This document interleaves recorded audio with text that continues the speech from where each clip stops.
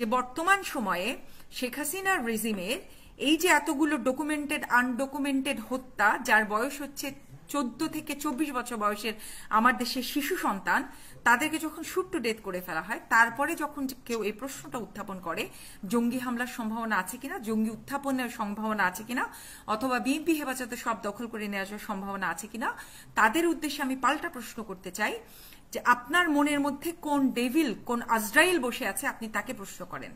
এই পরিমাণে হত্যাযজ্ঞ ঘটানোর পরও আওয়ামী লীগ সরকার টিকে যাওয়ার সম্পূর্ণ সম্ভাবনা রয়ে গেছে যদি জনগণের মধ্যে আমরা যেভাবে রেজিস্ট করছি সেই রেজিস্ট্যান্সটা আমরা চালিয়ে নিতে না পারি। একটাই সম্বল, তার দুটো সম্বল আসলে বাংলাদেশে, এই যে মিডিয়া, পুলিশ বাহিনী এবং হচ্ছে গিয়ে পেটোয়া বাহিনী এবং আদালত, যাদেরকে তিনি বিভিন্নভাবে নষ্ট করেছেন, অর্থ দিয়ে, লোভ লালসা দিয়ে পলুটেট করেছেন, আর ভারত সরকার। এর দুইটার জোরের ওপর ভর করেই আসলে শেখ হাসিনা ক্ষমতায় আছে। কলকাতার ছাত্ররা কিন্তু সর্বতভাবে বাংলাদেশের এবং দিল্লির ছাত্ররা বাংলাদেশের ছাত্রদের পক্ষে দাঁড়িয়ে গেছে। এগুলো আমাদের জন্য আশাব্যঞ্জকের কথা। সরকার, রাষ্ট্র যেমন রাষ্ট্রের পক্ষে দাঁড়ায়, সেরকম ছাত্ররাও ছাত্রদের পক্ষে দাঁড়িয়েছে। সারা ওয়ার্ল্ডে গ্লোবালি কিন্তু ছাত্ররা ছাত্রদের পক্ষে। এখন আমি খুব সরল একটা প্রশ্ন আপনার কাছ থেকে শুরু করে এভরিওয়ানের কাছে, যারা জঙ্গি আপরাইজিং এর ভয় পায়, যারা হচ্ছে মনে করে যে এই কথাটা ধরেন ভাস্করদাও বললেন যে আওয়ামী লীগ সরকার না থাকলে বাংলাদেশে জঙ্গি উত্থানের একটা সম্ভাবনা আছে, আমাকে জাস্ট একটা কথা বলেন, আওয়ামী লীগ সরকার, শেখ হাসিনার রেজিম বিশেষ করে গত 7 দিনে এমন কি করেনি যা জঙ্গি বলে আখ্যায়িত দেয়া যাবে না? কোন ধরনের কোন মডার্ন আধুনিক রাষ্ট্রে, আধুনিক গণতান্ত্রিক রাষ্ট্রে গত 5 দিন ধরে যে বন্যতা, যে জঙ্গিপনা আমরা দেখেছি বাংলাদেশের যৌথ বাহিনীর রেজিমের, সেই ধরনের আনপ্রেসিডেন্টেড এক্সাম্পল আপনি আমাকে দেখান। যদি এই ধরনের অস্ত্রহীন মানুষকে শুট টু ডেথ করাকে জঙ্গিপনা না বলা হয়, তাহলে জঙ্গিপনা কোনটা?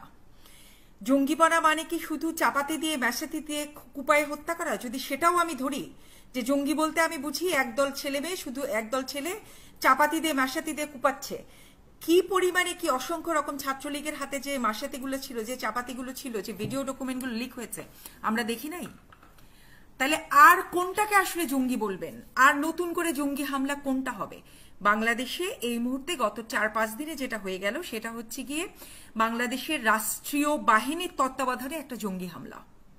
জঙ্গি হামলার সংজ্ঞায়ন আমরা যেভাবে দেই, সেই সংজ্ঞায় গত 4-5 দিনে যেটা হয়ে গেল শেখ হাসিনার রেজিমের নেতৃত্বে, সেটাকে কমপ্লিটলি একটা জঙ্গি হামলার বাইরে আর কোনোভাবেই কিছু বলে না।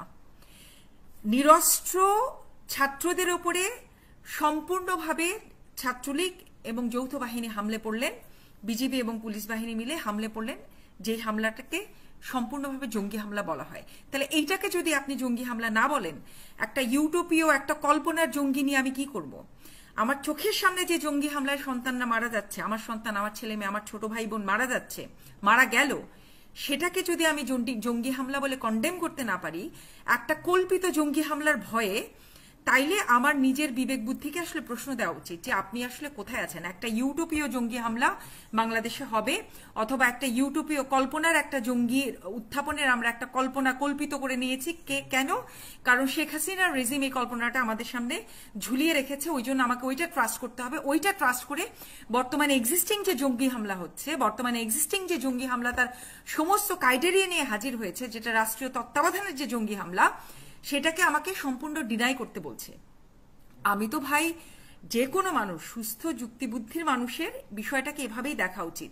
তারপরও যারা কল্পিত জঙ্গি হামলার ভয় দেখায়, তারা আসলে কারা? এই প্রশ্নটা খুব স্বাভাবিক। এখন এইখানে এসে এই প্রশ্নটা অসম্ভব প্রাসঙ্গিক যে বর্তমান সময়ে শেখ হাসিনার রেজিমের এই যে এতগুলো ডকুমেন্টেড আনডকুমেন্টেড হত্যা, যার বয়স হচ্ছে 14 থেকে 24 বছর বয়সের আমার দেশের শিশু সন্তান, তাদেরকে যখন শুট টু ডেথ করে ফেলা হয়, তারপরে যখন কেউ এই প্রশ্নটা উত্থাপন করে জঙ্গি হামলার সম্ভাবনা আছে কিনা, জঙ্গি উত্থাপনের সম্ভাবনা আছে কিনা, অথবা বিএনপি হেফাজতে সব দখল করে নেওয়ার সম্ভাবনা আছে কিনা, তাদের উদ্দেশ্যে আমি পাল্টা প্রশ্ন করতে চাই যে আপনার মনের মধ্যে কোন ডেভিল, কোন আজরাইল বসে আছে, আপনি তাকে প্রশ্ন করেন।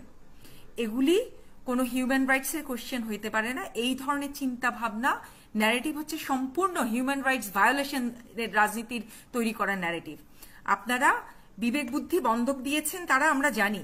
এখন অন্তত একটা চক্ষু লজ্জার কারণে এই ধরনের মানবতা বিরোধী আন্দোলনে হচ্ছে গিয়ে মানে মানবতা বিরোধী কার্যক্রমকে হচ্ছে গিয়ে স্বীকৃতি দেওয়ার কোনো কারণ নাই। তারা যারা প্রশ্নটা করে তারা বদ উদ্দেশ্য নিয়ে প্রশ্ন করে, তারা জালেমের গোষ্ঠী, তারা জালেম, এর বাইরে আর কিছু বলার নাই। এবার আপনার শেষ প্রশ্নটা অল্প কথা বলার চেষ্টা করি যে ভারতের অংশগ্রহণ বা কি আসলে এটা দেখেন কোড আনকোড, কথিত আনকথিত, রিপোর্টেড আনরিপোর্টেড, ডকুমেন্টেড আনডকুমেন্টেড, সর্বতভাবে ট্রানজিট দেয়া থেকে শুরু করে মংলাবন্দর দেয়া থেকে শুরু করে, লেটস নট ধরেন অ্যাজাম্পশন বাদ দেন, কি হলে কি হইতে পারতো, কি হয়েছে, যার আমাদের কাছে এভিডেন্স নাই সেটা নিয়ে আমরা কথা না বলি, একদম let's focus on the evidence. আমাদের কাছে এভিডেন্স কি আছে? আমাদের কাছে এভিডেন্স আছে বাংলাদেশে করিডোর দিয়ে দেওয়া হয়েছে, আমাদের কাছে এভিডেন্স আছে বাংলাদেশে মংলাবন্দর দিয়ে দেওয়া হয়েছে, আমাদের কাছে এভিডেন্স আছে যে ভারতের আনুকূল্যের বদলতে গত তিনটা নির্বাচন তো তিনি না করে পার পেয়েছেনই, তারপর আমি প্রথম নির্বাচনটা বাদ দিয়ে গত 2টা নির্বাচনকেও যদি আমি ফোকাস করি, কোনো ধরনের কোনো নির্বাচন ছাড়া সম্পূর্ণ অনির্বাচিত একটি সরকার হিসেবে শেখ হাসিনা বসে আছেন শুধুমাত্র মোদী সরকারের বদান্যতায়, মোদী সরকারের আনুকূল্যে। এইটা তো আসলে প্রতিষ্ঠিত, আমাদের বক্তব্য না। এই যে এত কনজারভেটিভ পত্রিকার পরেও বাংলাদেশের পত্রিকা এগুলি ডকুমেন্টেড তথ্য, রাইট? কাজে সেটার উপর বেস করে বোঝা যায় যে এই পরিমাণে হত্যাযজ্ঞ ঘটানোর পরও আওয়ামী লীগ সরকার টিকে যাওয়ার সম্পূর্ণ সম্ভাবনা রয়ে গেছে যদি জনগণের মধ্যে আমরা যেভাবে রেজিস্ট করছি সেই রেজিস্ট্যান্সটা আমরা চালিয়ে দিতে না পারি। একটাই সম্বল, তার দুটো সম্বল আসলে বাংলাদেশের এই যে মিডিয়া, পুলিশ বাহিনী এবং হচ্ছে গিয়ে পেটোয়া বাহিনী এবং আদালত, যাদেরকে তিনি বিভিন্নভাবে নষ্ট করেছেন, অর্থ দিয়ে, লোভ লালসা দিয়ে পলুটেড করেছেন, আর ভারত সরকার।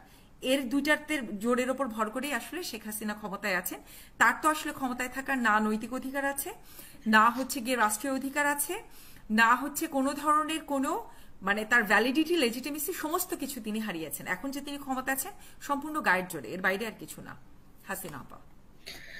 জি, ভারতের মিডিয়াগুলোর ব্যাপারে অনেকে অনেক কথা বলছে। আমি জানি না আপনি দেখেন কিনা বা ফলো করেন কিনা।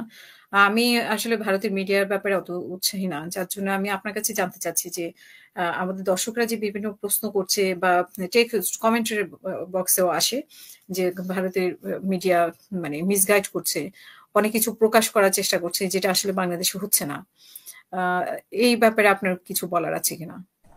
এটা তো পরিষ্কার দেখেন, যখন একটা অন্য একটা পররাষ্ট্র আর একটা পররাষ্ট্রকে যখন নিয়ন্ত্রণ করতে চায় ভারত, যখন এটা তার তো ইন্টারেস্ট আছে, ইন্টারেস্টটা একদমই ব্যবসায়িক ইন্টারেস্ট, তাহলে সেই ব্যবসায়িক ইন্টারেস্টের যদি তাকে ফুলফিল করতে হয় তার পক্ষে একটা রাজনৈতিক ন্যারেটিভও তাকে তৈরি করতে হবে। শুধুমাত্র ব্যবসায়িক ইন্টারেস্ট তৈরি করে হচ্ছে কি কখনোই আরেকটা দেশের উপর কবজা করা যায় না, তাহলে তার পক্ষে একটা রাজনৈতিক ন্যারেটিভও তৈরি করতে হয়। কেন রাজনৈতিক ন্যারেটিভ তৈরি করতে হয়? কারণ রাষ্ট্র কোনো টেকনিক্যাল বিষয় না, রাষ্ট্র কোনো হচ্ছে কি শুধুমাত্র যান্ত্রিক একটা বিষয় না। একটা রাষ্ট্রের মধ্যে মানুষ থাকে, সমাজ থাকে, মানুষের সাইকোলজি থাকে। তাহলে মানুষের সাইকোলজিকে যদি কন্ট্রোল করা না যায় তাহলে সেই রাষ্ট্রের উপরে কন্ট্রোল রাখা যায় না। তাহলে যে কোনো রাষ্ট্রের উপর কন্ট্রোল করার পূর্ব শর্ত, প্রাইমারি কন্ডিশন হচ্ছে সেই রাষ্ট্রের জনগণের সাইকোলজিক্যাল কন্ট্রোলটা নিয়ে না।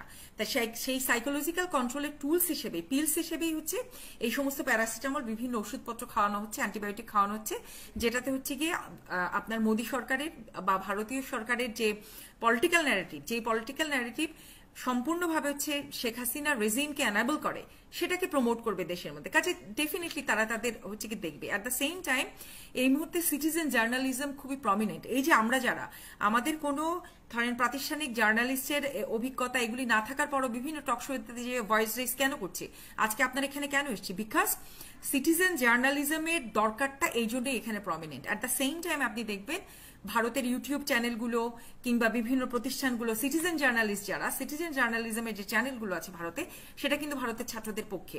কলকাতায় কিন্তু ভারতের ছাত্রদের পক্ষে একাধিক ছাত্র প্রোটেস্ট হচ্ছে, অনেক বড় বড় আন্দোলন হচ্ছে। কলকাতার ছাত্ররা কিন্তু সর্বতভাবে বাংলাদেশের এবং দিল্লির ছাত্ররা বাংলাদেশের ছাত্রদের পক্ষে দাঁড়িয়ে গেছে। এগুলো আমাদের জন্য আশাব্যঞ্জকের কথা। রাষ্ট্র যেমন রাষ্ট্রের পক্ষে দাঁড়ায়, সেরকম ছাত্ররাও ছাত্রদের পক্ষে দাঁড়িয়েছে। সারা ওয়ার্ল্ডে গ্লোবালি কিন্তু ছাত্ররা ছাত্রদের পক্ষে ন্যারেটিভ নিয়ে হাজির হচ্ছে, বয়ান নিয়ে হাজির হচ্ছে। ওগুলি আমাদের আশার কথা।